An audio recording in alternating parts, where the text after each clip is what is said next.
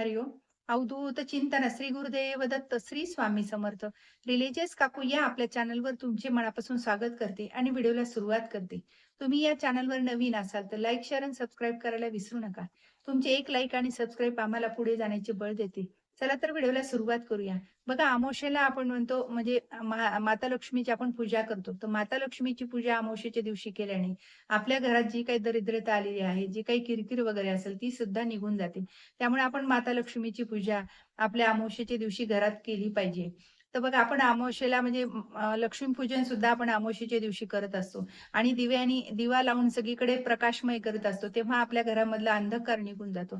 त्याचप्रमाणे जर आपण घरामध्ये नुसते लक्ष्मीच्या फोटोला हळदी-कुंकू, अक्षदा, धूप-दीप, अगरबत्ती आणि काही नैवेद्य वगैरे म्हणजे खडी साखर वगैरे नैवेद्य दाखवला, तर माता लक्ष्मी आपल्यावर प्रसन्न होते आणि कृपा आशीर्वाद प्राप्त करत असते.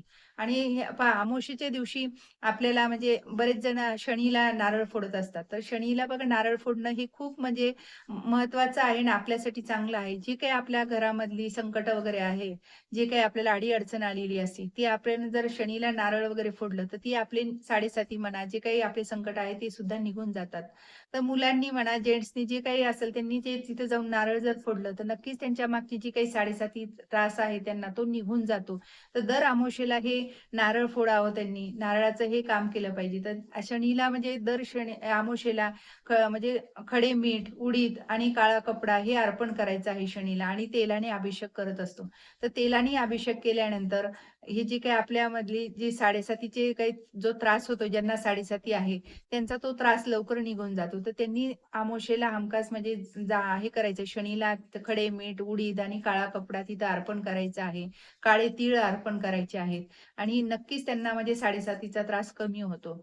ज्यांना साडेसाती आहे त्यांनी म्हणजे शनीलाही जाऊन पूजा करायची आणि नारळ फोडायचा आहे. आणि बघा अमावास्येच्या दिवशी बरेच जण पितराचं सुद्धा कर्म करत असतात. तर ह्या दिवशी जे काही आपल्याला पितृदोष लागलेले आहेत, जे काही आपले कुठले कामात अडथळेच येत असतील, आपलं काहीच म्हणजे कुठेही आपण बघतो तर आपलं कुठलं काम व्हायच्या आधीच आपलं ते काम अर्धवट होतं आणि परत कामच होत नाही. तर हे आपलं पितृदोषाने आपले हे अडी-अडचणी येत असतात. जेव्हा आपले पितृ आपल्याला शांत करायचं असेल, तर तेव्हा आपण अमावास्येच्या दिवशी आपल्या छतावर समजा गच्चीवर जी काही तुम्हाला बाल्कनीत वगैरे जी जागा आहे, तिथं आपल्याला भातावर काळे तीळ, थोडं दही टाकून आपल्याला पितराच्या नावाने तो कावळ्यासाठी ठेवायचा आहे. तेव्हा आपल्या घरातील पितृ शांत होतात आणि आपले जे काही कामं अडी-अडचणी म्हणजे ज्या अडलेल्या आहेत, त्या सुद्धा आपल्या मोकळ्या व्हायला लागतात. तर हे आपण अमावास्येच्या दिवशी हे कार्य करू शकतो. आणि नारळाचं जर म्हटलं तर नारळ आपल्या ज्या घरावरून आपल्याला म्हणजे आतमध्ये आपलं जे घरात सगळीकडे नारळ फिरवायचं आहे आणि आपलं जे मेन दार आहे, त्या दारावर आपल्याला 7 वेळा नारळ असं गोल फिरून उतरायचं आहे आणि ते आपल्याला उंबऱ्यात फोडायचं आहे अमावास्येच्या दिवशी. आणि जो काही ते फुटलेला जो नारळ आहे ते 2 भाग आपल्याला उंबऱ्यात तसेच ठेवायचे आहे आणि दुसऱ्या दिवशी उचलून ते एका बाजूला जिथं तुम्हाला कोपरा सापडेल समजा तिकडच्या साईडला टाकून द्यायचे. तो अजिबात प्रसाद म्हणून खायचा नाही. कारण ते आपल्या घरावरून उतरून टाकलेलं असतं. जे कोणाची आपल्याला वाईट नजर, बाधा वगैरे आपल्या जर घराला लागलेली असेल, तर हे जेव्हा आपण नारळ अमावास्येला उतरवतो, तेव्हा आपल्या घरातली किरकिर, जे काही आपली नकारात्मक ऊर्जा आहे, कोणाची बाधा वगैरे लागलेली असेल, तर ती सुद्धा आपली ह्या नारळाने निघून जाते. तर हे आपल्याला अमावास्येच्या दिवशी घरावरून नारळ उतरायचा आवर्जून उपाय करायचा आहे. कारण यानी म्हणजे आपल्याला खूप घरावर म्हणजे जे काही मोठ्यातली मोठी संकट आले, ते सुद्धा निघून जातात आणि याचा आपल्याला म्हणजे घरावर जे काही संकट गेल्यानंतर आपल्याला दुसऱ्या दिवशी जे आपल्याला अनुभव यायला लागतो, तर त्याचा म्हणजे इतका अनुभव येतो, की खरंच आपल्या घरावर जे पहिला दिवस होते, ते दिवस कसे आणि आता आपल्या घरावरची जर किरकिर, बाधा निघून गेली, नकारात्मक ऊर्जा निघून गेली, तर आपलं घर प्रसन्न वाटायला लागतं. तर हे सगळा अनुभव यायला लागतो. त्यामुळे अमावास्येला न विसरता घरावरून आपल्याला हे नारळ उतरून आपल्याच म्हणजे उंबऱ्यामध्ये आपल्याला हे फोडायचं आहे आणि दोन्ही उंबऱ्याच्या दोन्ही बाजूला हे प्रसाद म्हणून ठेवायचं आहे आणि नंतर ते प्रसाद म्हणजे घरातल्यानी कोणीच खायचा नाही. तो आपल्याला एका साईडला म्हणजे मातीत म्हणा, कुंड्यात तिकडं फेकून द्यायचा आहे.